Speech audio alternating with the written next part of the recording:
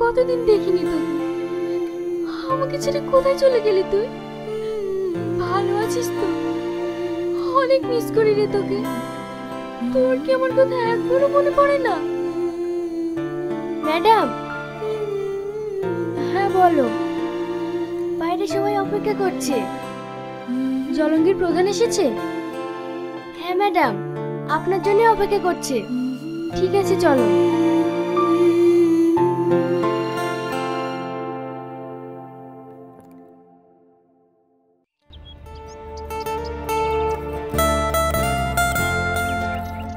এই সে তখন থেকে এখানে কার জন্য অপেক্ষা করছি বলতো? সামনে তাকিয়ে দেখ, তাহলেই বুঝতে পারবি। ওয়াও, এত সুন্দর আইবড় এমএলএ দেখিনি। এ তোর ভাবের দিকে বেশি নজর দিস না। আচ্ছা আচ্ছা ঠিক আছে। হ্যাঁ বাবা, ভাবি মানে?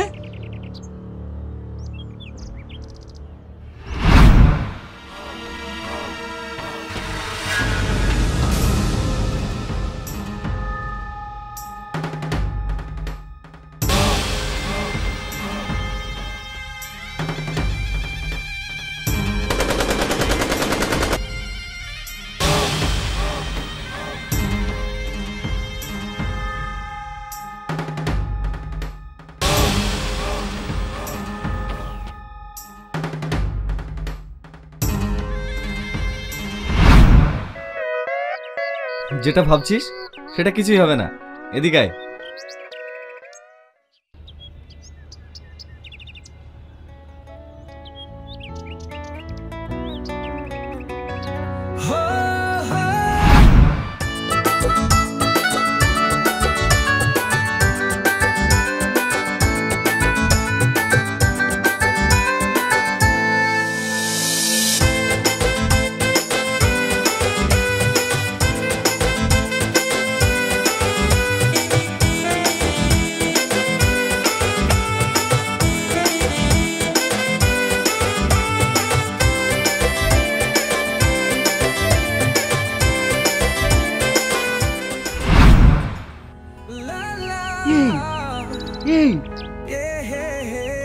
ভালো আছেন? I love you. তোর কি মাথা ঠিক আছে? তুই কাকে কি বলছিস জানিস? এটা পাবলিক প্লেস বলে তুই বেঁচে গেলি। এর জন্যই তো সাহস পেলাম। তবে আপনি কিন্তু সেই দেখতে। তোকে না? তোমাকে না সেই লাগছে। ম্যাডাম, বেশি উত্তেজিত হন না। এটা পাবলিক প্লেস, তাতে আবার সামনে ভোট। এইবার ভোটটা আমাকেই দেবেন। তোমাকে তো মন প্রাণ সবই দিয়েছি সোনা। ভোট তো ছোট জিনিস।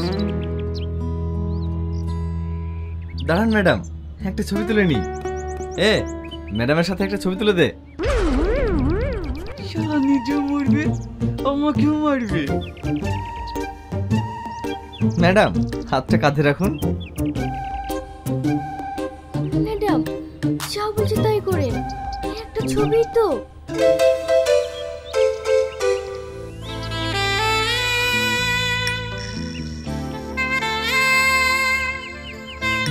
তোকে আমি দেখে নেব।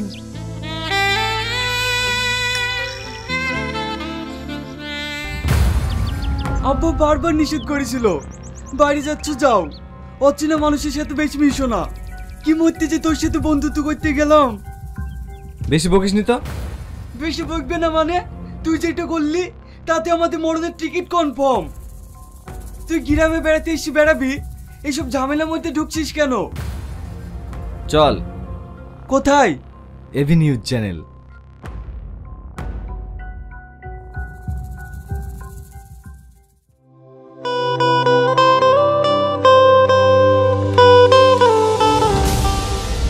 ম্যাডাম আপনি উত্তেজিত হন না, একটু শান্ত হন। কি করে শান্ত হব? ওর এত বড় সাহস, ও আমাকে আই লাভ ইউ বলে।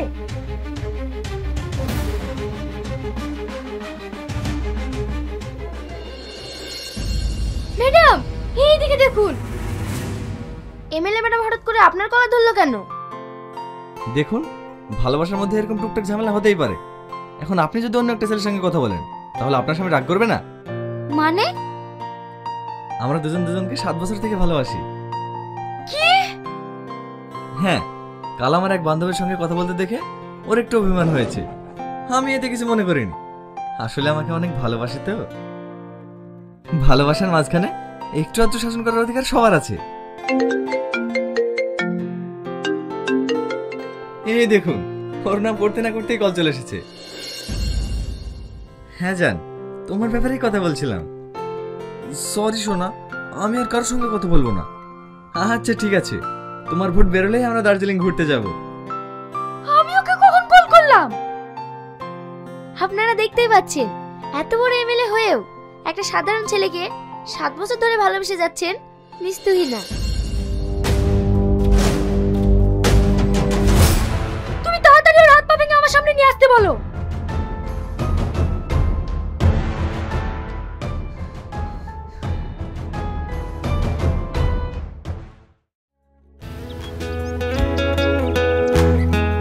দাদা, আরো 4টি চা আর একটা সিগারেট দাও।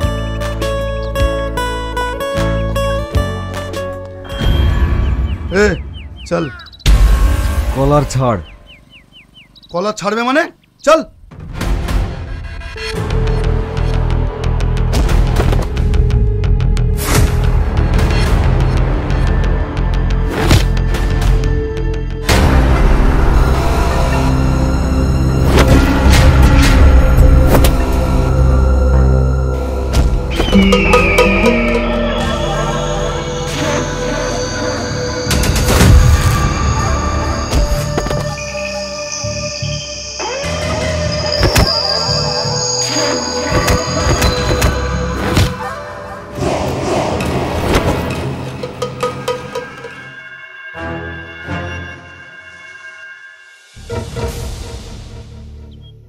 চলো না ভাই, এমএলএ ম্যাডাম তোমাকে ডেকে পাঠিয়েছে। সেটা আগে বলবি তো।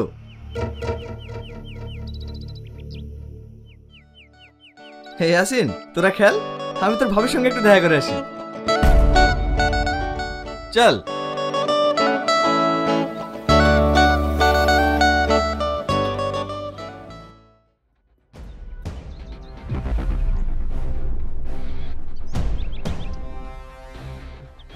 এদেরকে আবার পাঠানোর কি দরকার ছিল? তুমি একবার ফোন করলে তো আমি ছুটে চলে আসতাম। বন্ধ কর তোর নাটক।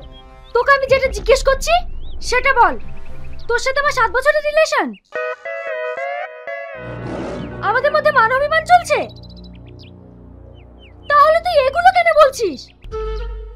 তোমার কাছে পৌঁছানোর জন্য। মানে?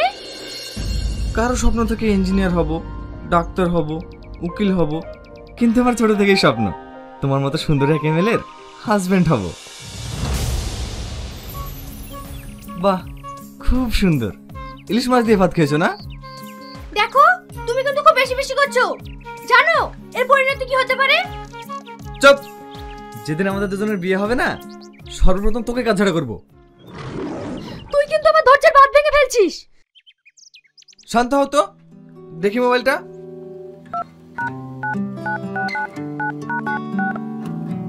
নাম্বারটা সেভ করে দিলাম, যখন মন চাইবে কল করো।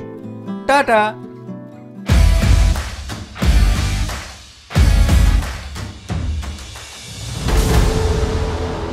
একে আমার আর সহ্য হচ্ছে না।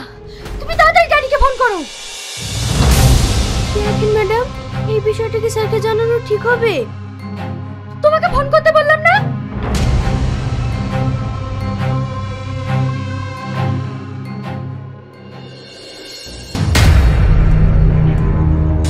স্যার, তুহিনা ফোন করেছে। হ্যালো, আমি আসছি।